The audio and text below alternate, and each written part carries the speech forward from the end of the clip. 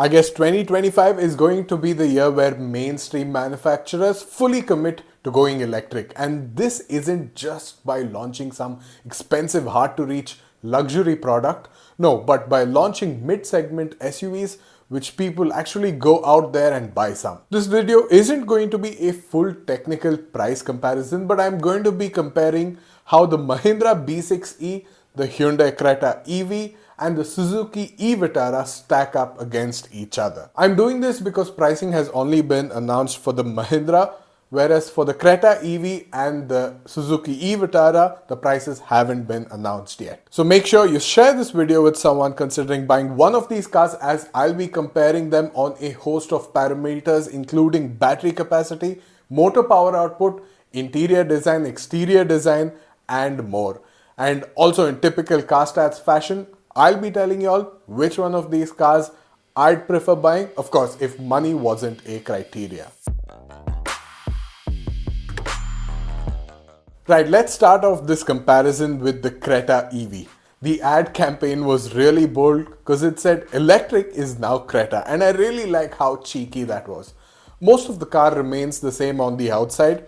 What's new is the addition of a charging flap on the front and active cooling ducts on the front bumper, which opens and closes when cooling is required. Also, there is a new design element called the pixelated graphic front grille, which replaces the traditional front grille, and the design element can also be seen on the rear bumper. You also get 17-inch aero wheels with low rolling resistance tires that aids in driving efficiency. And one thing to note is that the Creta EV is built on the ICE Creta platform. It isn't a ground-up dedicated EV platform. Whereas the e-Vitara and the BE6 are both built on dedicated EV platforms.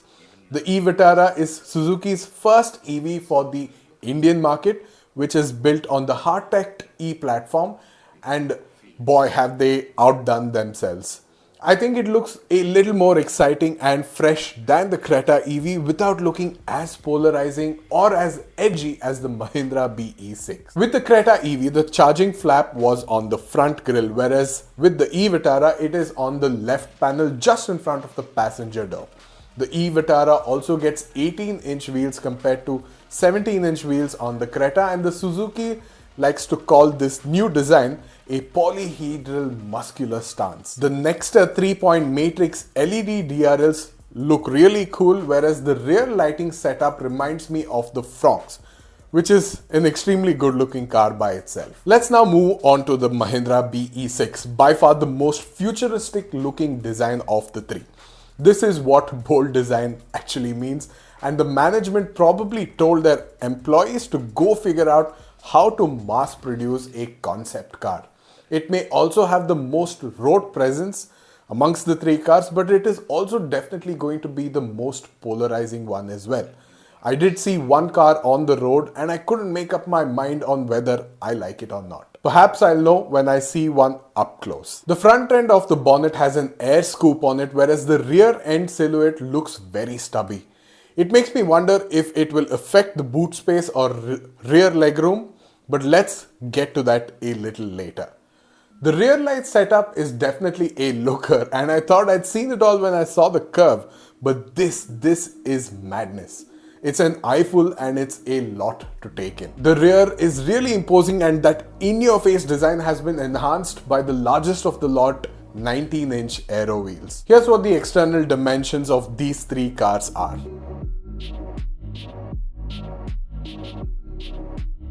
Let's now move inside and start off things with the Creta EV. This is the only car amongst the three that gets a panoramic sunroof which opens up. With the other two, they are fixed glass roofs. I haven't been in either of these cars, but I'm betting that the Creta, if not the e-Vitara, will have the best amount of space on the inside, although you may sit a bit knees up in the rear seats. This is thanks to a battery pack being accommodated in a car that is made for internal combustion engines. You get a dual 10.25-inch curvilinear display, a floating center console, and the rear seat passenger on the left hand side also gets boss mode, where one can control the front passenger seat to make more room in the rear. Apart from ambient lights around the center console and just above the glove box, things are similar to the older Creta. The big difference between the ICE Creta and the EV is that the steering wheel doesn't carry a Hyundai logo. The Vitara's interiors are a big departure from Suzuki's design legacy. It gets a very well done coppery tan brown soft touch dashboard with a floating center console. The center console also houses a dial control system similar to BMW's iDrive system. Suzuki likes to call this section a twin deck floating console with shift by wire. I was also happy to see physical toggle switches for the climate controls, but there isn't a sunroof that opens up. It's a fixed glass unit. You get dual screens that look like one unit. The digital dashboard is about 26.5 centimeters diagonally, whereas the infotainment screen is about 25.5 centimeters. The rear seats also look roomy and the space is perhaps better than the Creta, and the rear seats fold in a 20-40-20 configuration, meaning you can fold down the center section and gain access to the boot space from the rear seats. Even the door panel design is very different from what Suzuki does, with ambient light elements to highlight the new design language. With all these changes on the inside, the Vitara looks more European and upmarket than it's ever been. The Mahindra's interiors are by far the most futuristic and unconventional amongst the three of them, but not in a bad way at all. I in fact really like it. But because it is so minimalist and cutting edge, there is a serious lack of physical buttons or switches. The driver's seat feels like a cockpit thanks to this element that separates it from the passenger seat, and it gets a dual screen setup, similar to the unit that you see on the Suzuki. A really cool feature is the optional rear seat displays that should keep passengers and kids entertained on longer journeys, and the floor is nice and flat thanks to the in-glow architecture, which is Mahindra's EV skateboard platform. The steering wheel also looks like it's been flicked from an F1 car, and it carries a BE or Born Electric illuminated logo, a design trend that we've been seeing on Tata cars for a while now. The colors do look a bit dull, but the boredom will completely vanish when you look up towards the infinity glass roof, which has LED strips to make things super techy and concepty. However, in person, I hope it looks more techy than tacky. The icing on the cake is the BE6's sound system, which offers a simply hilarious 16-speaker surround sound setup powered by Harman. The brains behind all the tech on the inside is powered by a Snapdragon cockpit chipset, and Mahindra claims that this is extremely powerful, thereby offering a rich, crisp and fluid user interface and experience. Let's now see how practical these cars are by comparing the boot space and ground clearance numbers. When it comes to boot space, the Creta EV gets 433 liters at the rear and a 22-liter frunk. The BE6 offers a larger 455-liter boot and a 45-liter frunk, whereas with the Vitara, these numbers aren't out yet. Talking about ground clearance, the Creta EV gets a 190 mm unladen, the Vitara gets a 180 mm, and the BE6 gets the best number of 207 mm. Right, let's now check out a table of numbers where we will see how these cars compare when it comes to battery capacity, charging speeds, range, motor power and more.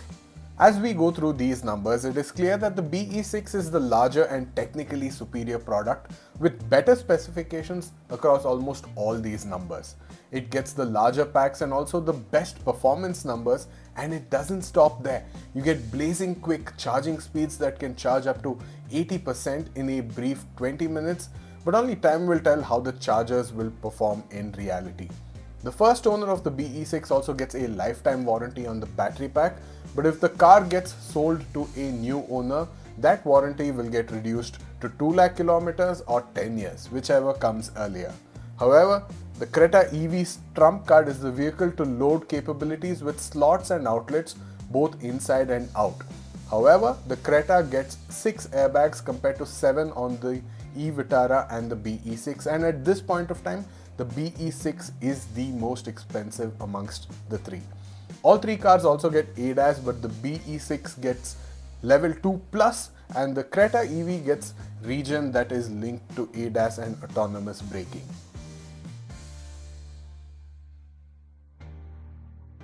Before starting my observations and conclusions, here are what the color schemes are.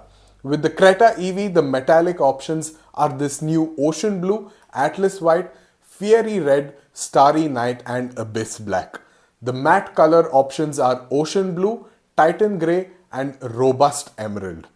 The dual tone options are ocean blue with an abyss black roof and atlas white with an abyss black roof. With the Vitara, the monotone options are grandeur grey, splendid silver, arctic white, opulent red, Nexa blue and bluish black. The dual tone options are land breeze green with a bluish black roof, splendid silver with a bluish black roof, opulent red with a bluish black roof and arctic white with a bluish black roof. Moving on to the BE6, the standard color options are desert mist, deep forest, Everest white, tango red, firestorm orange and Napoli black. You also get the BE6 in matte or satin finishes and the options are desert mist satin and Everest white satin. Alright, as we head towards the end of the video, I think it's clear that the Mahindra BE6 is the most exciting car amongst the three of these, and it will also perhaps be the most expensive. It's got a more advanced infotainment system with powerful computers, a better ADAS system and that party trick which is the autonomous parking feature. It is also the car with the most road presence amongst the three, but again, it does look a bit polarizing and Cybertruckish. The lifelong warranty on the battery pack though, that is something that will sway a lot of buyers into its camp. The e-Vitara on the other hand seems like the perfect product in between. It is the safer car to own, which is why I'd buy this over the other two. It's got a big enough battery pack and great practicality, especially in the rear seat. It also looks really nice from the outside, and on the inside, though an even better combination would have been the exteriors of the e-Vitara with the interiors and features of the BE6. The only reason I'd consider a Creta over this car is probably for a sunroof and V2L capabilities on the inside. Finally, the Creta EV is less of an EV than the other two. It gets the smallest battery option and should ideally also be the better priced product, and if that is the case, it may continue to rule the segment.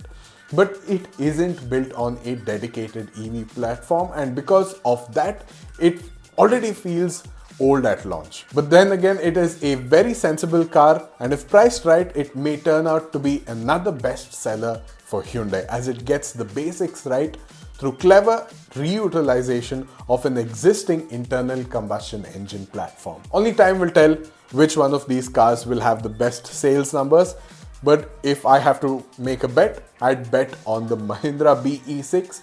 That car is exciting AF. I just hope it gets great build quality and that the car lasts as long as its battery would. That's it for today's video, and I hope you all enjoyed it. Please help me get to 1,000 subs by hitting that subscribe button, and do let me know in the comments which one of these cars you'd consider buying. Thanks for watching CarStats, and I'll see you all next week.